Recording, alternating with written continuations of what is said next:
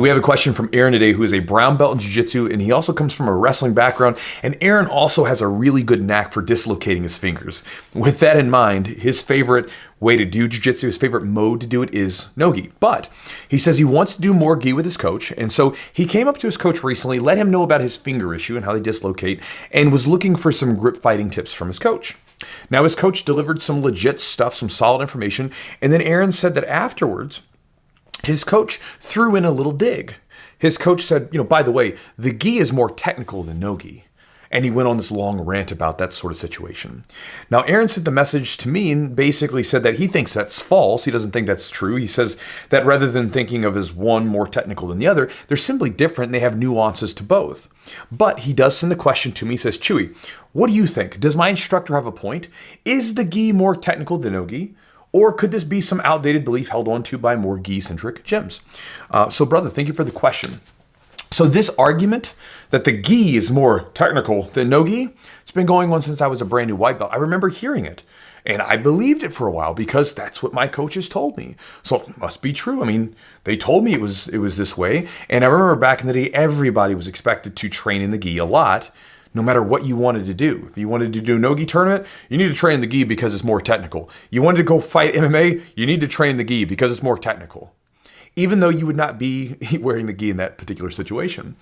And later on, my experiences sort of changed the way that I thought. My big question to this is whenever someone asks this, and I would encourage you to do the same, is if someone says the gi is more technical than no gi, ask them, what do you mean? How do you mean it's more technical? Could you explain that, please? Because saying it's more technical is a very vague idea. What does that mean is more technical, right? There's thousands of techniques in both of them, right? And some of them there are some techniques that are specific to one or the lots of techniques. The only thing that I hear that seems to pop up a lot is that people will say, well, you can slow people down with the grips and you can take out some of the athleticism in the gi.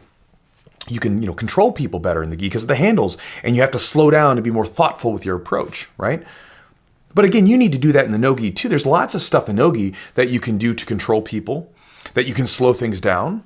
You just actually have to learn how to do it with your body instead of the handles, right? And again, maybe some of you watching this, you're at home watching this and you have very strong opinions about this. Feel free to drop a comment down below about why you think one is more technical than the other. To me, I don't think that either one is more technical. They're both technical. And, again, the way that you can think about this is if the gi was inherently better in all respects to no-gi, then whatever the world champion was in the gi would just go over to like the ADCC World Championships, and they would just clean house. But that doesn't happen, does it? And likewise, you don't see necessarily the no-gi champions go over and clean house in the gi, right? There is some carryover there. There are those competitors that have a very clean game that transfers to one to the other pretty seamlessly, but there's a lot of times you're going to have your no-gi champions and gi champions, and there is some separation, especially now that the game is specialized a lot more. Back in the day, it wasn't that way. Everybody was expected to do the gi, so they trained gi. They would just take the gi off and go do no-gi. But as you see more and more people specializing in no-gi, you're starting to see that separation. Now, Aaron, what this really comes down to at the end of the day, bro, is it's martial arts dogma, right? This is style versus style. It's just age old. I mean, you can go back and look at like the arguments that were happening in the 70s and before that, right? About which style is the best style. I mean, this is a martial arts question that's been going on forever. Which one's the best one, right? And back in the day, jiu-jitsu used to be jiu-jitsu versus everything else, versus taekwondo, karate, boxing. What can jiu-jitsu beat?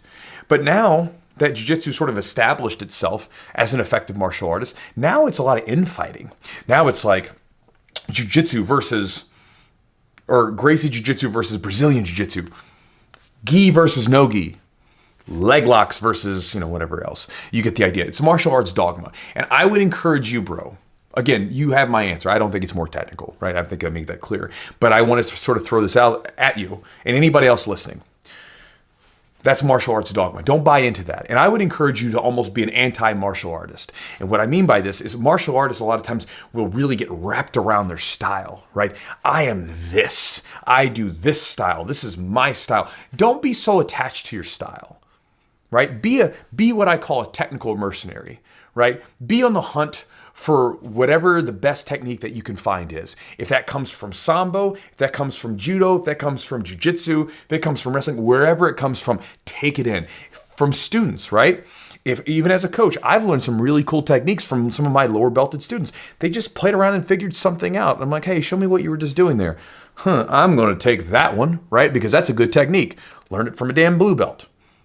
Wasn't a black belt, wasn't some world champion, whatever. It was just some guy fiddling around with stuff in the lab. Give me that. I want that. That's the way you want to be. Again, you can, and you can look at the issues of not doing this. All the guys back in the day that were like, leg locks don't work, right? A lot of those guys got left behind. And then they had to play catch up afterwards. Again, be a technical mercenary. Doesn't mean you have to like everything, but you need to be open to finding your own experience, right? And not being locked into what someone else is saying because they think it's this way, especially with this gi or no gi argument. So just my ideas, just a few to chew on. And again, if you guys have a sort of a comment or something that you feel very strongly about with that gi is more technical than gi, or that no gi is more technical than gi argument, throw it down in the comments below, and I'll talk to you guys next time.